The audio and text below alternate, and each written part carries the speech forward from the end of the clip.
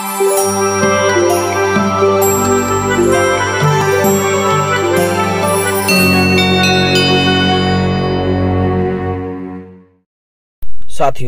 आपका yes study point में स्वागत है।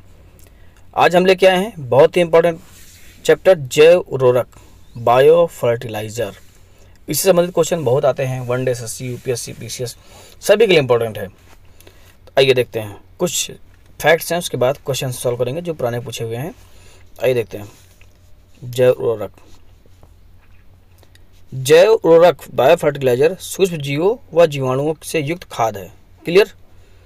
इस खाद में मौजूद लाभकारी सूक्ष्म जीवाणु वायुमंडल में पहले से विद्यमान नाइट्रोजन को फसलों को उपलब्ध कराते हैं। ठीक, ये मिट्टी में मौजूद अघुलनशील फास्फोरस को जल में घुलनशील बनाकर पौधों को उपलब्ध कराने का कार्य भी करते हैं। क्लियर दोस्तों। आइए आगे देखते हैं। वैज्ञानिक प्रयोग द्वारा यह सिद्ध हो चुका है कि जैविक खाद के प्रयोग से 30 से 40 ग्राम नाइट्रोजन प्रति हेक्टेयर भूमि को प्राप्त हो जाती है तथा उपज में 10 से 20% की बढ़ोतरी होती है। फास्फोबैक्टीरिया तथा माइकोराइजा नामक जैव उर्वरक के प्रयोग से खेत में फास्फोरस की उपलब्धता में 20 से 30% की बढ़ोतरी होती है। क्लियर दोस्तों, बहुत ही लाभकारी है। आगे, जैविक खाद के प्रयोग से पर्यावरण सुरक्षित रहता है। ये भी कॉन्सेप्ट के टाइप में फैक्ट है। इससे फसलों में मृदाजन्य रोग नहीं होते हैं तथा खेत में लाभकारी सूक्ष्म जीवों की संख्या बढ़ती जाती है। दोस्तों, पहले आपसे मेरा अनुरोध है कि चैनल को लाइक और सब्सक्राइब कर दीजिए, क्योंकि व्यू तो बहुत होते हैं, बस सब्सक्राइब नहीं करते और लाइक तो बिल्कुल ही नहीं करते हैं लोग। ठीक है दोस्तों, तो लाइक और सब्सक्राइब जरूर कर दीजिए, बेल आइकन बजाइए, जिससे आपको नई वीडियो मिलते रहें। हमारी एक श्रृंखला चल रही है 1 मिनट में ज्ञान बढ़ाएं और एग्जाम निकालें। में फैक्ट, बहुत ही इंपॉर्टेंट फैक्ट आते हैं जो 1 मिनट में रिवीजन, आपका क्विक रिवीजन होता है, तो उसको आप प्लेलिस्ट चला के देख सकते हैं। आइए देखते हैं। नाइट्रोजन स्थिरीकरण करने वाले जैव उर्वरक राइबोजियम, एजोटोबैक्टर, एजोस्पिरम, एस्टोबैक्टर, नीलहरित शैवाल बहुत इंपॉर्टेंट, और एजोला, ये सारे हमारे हैं। आइए, फास्फोरस घुलाने वाले उर्वरक कौन से? Bacillus, Pseudomonas, Aspergillus. Clear. Composting accelerator किसको कहते हैं? सेलुलोटिक, ठीक है, ट्राइकोडर्मा, ये भी बताता है। लिग्नोलिटिक ह्यूमिकोला, ठीक है। पौधों की वृद्धि को प्रोत्साहन करने वाले राइजोबैक्टीरिया, ठीक है, किसका है? स्यूडोमोनास की प्रजाति है। आइए आगे देखते हैं।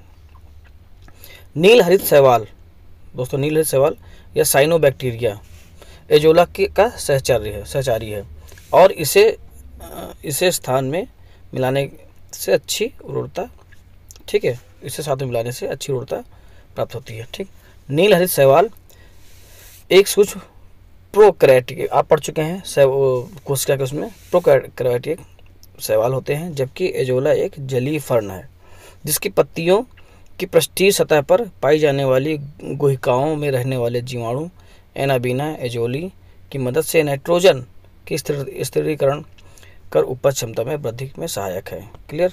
आइए आगे देखते हैं। विभिन्न फसलों में अलग अलग तरह के बैक्टीरिया पाए जाते हैं जो नत्रजन या नाइट्रोजन स्थिरीकरण के लिए उत्तरदायी होते हैं। क्लियर। सोयाबीन इंपॉर्टेंट फैक्ट है। सोयाबीन राइजोबियम जैपोनिकम, ठीक है, 3 पत्तिया घास, राइजोबियम ट्राइफोली है, ठीक, लुसर्ने, राइजोबियम मेलिलोती, जलीय फर्न, एनाबीना एजोली, ठीक है, ओके, और गुंडेरा माइक्रोफाइला क्या है? नोस्टोक मस्कुरम। आगे ये दुधारू पशुओं पर किए गए प्रयोगों से ज्ञात होता है कि इन पशुओं को उनके दैनिक आहार के साथ साथ 1.5 से 2 किलोग्राम एजोला प्रतिदिन दिया जाता है तो दुग्ध उत्पादन में 15 से 20% की वृद्धि की जाती है। Clear fact. आगे देखते हैं। देखते क्वेश्चन आंसर, सारे क्वेश्चन पूछे हुए क्वेश्चन है पुराने, इसलिए इंपॉर्टेंट है। देखते हैं। निम्नलिखित में से किन या किसका उपयोग जरूरत के रूप में किया जाता है? किसका? एजोला पढ़ चुके हैं, ठीक है।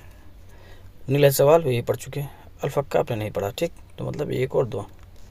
क्लियर। ये पिछले पढ़ लीजिए, वही जो पहले पढ़ चुके हैं वही है, आपको फैक्ट पहले बताया जा चुका है, ठीक है, सेम चीज़ें हैं। आइए आगे देखते हैं। अगला क्वेश्चन है, निम्नलिखित में से कौन जैव उर्वरक के रूप में प्रयुक्त होते हैं? नीचे के कोड से सही उत्तर दीजिए, ठीक है दोस्तों। तो कौन है, ये आंसर गलत है, ठीक है। लेकिन इसको देख लेते हैं। जैव उर्वरक के रूप में प्रयुक्त होते हैं, कौन होते हैं, शैवाल भी होते हैं, अल्फा नहीं होते, एजोला होते हैं, ठीक है। तो 1 2 किसी में नहीं है, ठीक। नाइट्रोलिन, ठीक, इसीलिए आंसर गलत मान लिया गया। आगे निम्नलिखित में से कौन एक जैव उर्वरक का स्रोत है, कौन है दोस्तों, एकदम क्लियर है, एजोला, आप पढ़ चुके हैं कई बार। निम्नलिखित में से एक जैविक उर्वरक है, कौन है दोस्तों, एजोला, ठीक। यह क्या है, फर्ण प्रजाति का है।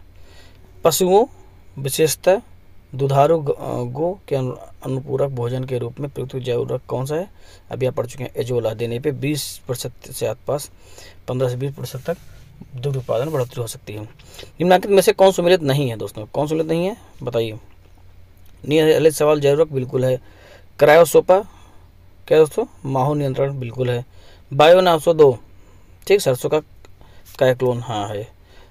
एजोटोबैक्टर जीव कीटनाशक नहीं है, क्लियर दोस्तों, ये एक जीव कीटनाशक ना होके ये क्या है दोस्तों, ये एक जीवाणु है, ठीक। इसका सबसे महत्वपूर्ण कार्य क्या है, नाइट्रोजन उपलब्धता के संदर्भ में है, ठीक है, क्योंकि यह मृदा में स्वतंत्र रूप से रहकर असहजीवी नाइट्रोजन का यौगीकरण करता है, ठीक, क्लियर। आइए आगे देखते हैं। निम्नलिखित में से किस फसल में नील हरित शैवाल मुख्यतः जैव उर्वरक के रूप में प्रयोग किया जाता है, किसमें, धान में दोस्तों, ठीक। आपने सबको पता भी होगा जो धान की खेती से जुड़े हैं, जो किसान से घर से मतलब सभी लोग जुड़े होते हैं जो तैयारी करता है अच्छे से। तो ये है, नील हरित शैवाल का उपयोग नाइट्रोजन आपूर्ति के लिए हेतु किया जाता है, किसमें, धान में, आप पढ़ चुके हैं, बहुत बार क्वेश्चन है इसलिए बहुत इंपॉर्टेंट है, ठीक है। साथ में मिलाने से एजोला, निम्न में से साथ में मिलाने से एजोला एक अच्छा उर्वरक बन जाता है, किसके, नील हरित शैवाल, ये भी आप पढ़ चुके हैं, ठीक है। डिटेल पढ़ लीजिए आप रोक के और अच्छे से क्लियर हो जाए, ठीक। तो आगे देखते हैं। एजोला बहुधा जैव उर्वरक के रूप में प्रयोग किया जाता है क्योंकि इसका सहचरी कौन है, कौन दोस्तों, नील हरित शैवाल, ठीक। एजोला एक है, क्या अभी आपने देखा, जलीय फर्ण, क्या है दोस्तों, जलीय फर्ण, क्लियर। आगे आइए। जलीय फर्ण जिसे जैव उर्वरक के रूप में प्रयुक्त किया जाता है वह है सेम एजोला। देखिए इतने इंपॉर्टेंट फैक्ट इसीलिए हैं, जितनी अधिक बार क्वेश्चन आया है, क्वेश्चन पलट के दिया है, मतलब कि उतना इंपॉर्टेंट फैक्ट है, इसलिए आपको अच्छे से पढ़ना है। एग्जाम निकालना कठिन नहीं है, बस समझना कठिन होता है। निम्नलिखित में से कौन से सूक्ष्म जैव उर्वरक के रूप में प्रयोग होते हैं, कौन से, साइनोबैक्टीरिया, क्लियर। फलोत्पादन में नाइट्रोजन उपयोग क्षमता की वृद्धि की जाती है, ठीक है, किसकी, उर्वरक की मात्रा के बार प्रयोग से बिल्कुल, नाइट्रोजन अवरोधक को प्रयोग से बिल्कुल, ठीक। नाइट्रोजन धीरे धीरे छोड़ने वाले उर्वरक के प्रयोग सभी हो जाएंगे, ठीक दोस्तों, ये हो गए सभी। आइए रियल पढ़ते हैं। फलोत्पादन में नाइट्रोजन उपयोग क्षमता, ठीक है, में वृद्धि उर्वरक की मात्रा के बार प्रयोग से, वही सब सारी चीज़ें हैं। आइए आगे देखिए, और ये लास्ट क्वेश्चन है आज का इस चैप्टर का। सोयाबीन में नाइट्रोजन स्थिरीकरण के लिए जिम्मेदार बैक्टीरिया है, कौन है दोस्तों, राइबोजियम जैपोनिकम, ठीक है। ये चैप्टर जब पढ़ते सारी जो हमारे उस पर प्ले लिस्ट में सारे आप एक बार पढ़ते जाइए, आपको हर सप्ताह या 15 दिन में रिवीजन कर लीजिए, आपका फैक्ट अच्छे से मौजूद हो जाएगा और इससे बाहर क्वेश्चन नहीं आएंगे, ओके दोस्तों, इससे बाहर क्वेश्चन नहीं आएंगे। जैसे ऑप्शन सेम ऑप्शन आएंगे, आपको जैसे ऑप्शन मिलेगा सीधा आप टिक हो जाएगा। आइए, कुछ बैक्टीरिया नील हरित शैवाल वायुमंडलीय नाइट्रोजन को अमोनिया में अपचित करने का कार्य करते हैं, ठीक है। डिटेल आप पढ़ लीजिए, आपको और क्लियर हो जाएगा, ठीक है। एक लास्ट क्वेश्चन और है, ठीक, ये भी क्वेश्चन बहुत बार आया है। 2,4-D क्या है, ठीक, क्या है दोस्तों, ये एक खरपतवार नाशी है, ये यूपीएससी तक आया है, ओके दोस्तों, आईएएस तक आया है, तो ये क्वेश्चन बना हुआ है और बहुत बार आता है, इस कारण जान लीजिए 2,4-D क्या है।